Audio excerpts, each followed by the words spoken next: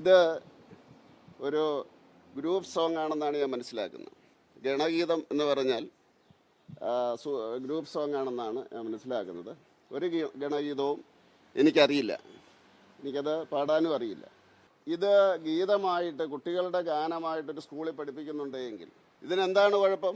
ഇതിൻ്റെ അകത്ത് ഹിന്ദു എന്നുള്ള ഒരു വാക്ക് പോലും, പിന്നെ ഞാനിപ്പോൾ അത് വ്യാഖ്യാനിച്ച് ഹിന്ദു ആക്കിയതാണ്. വേണമെങ്കിൽ നിർമാല്യം, അമ്മയെ രാവിലെ എഴുന്നേറ്റ് അമ്മയെ വിളിക്കുന്നതും അമ്മയെ തൊഴുന്നതും ഒക്കെ വീട്ടിലെ മക്കളുടെ കാര്യമായി പറഞ്ഞത്. അപ്പോൾ അതുകൊണ്ട് എവിടെയാണ് കുഴപ്പം എന്ന് ജനങ്ങളോട് പറഞ്ഞു കൊടുക്കണം.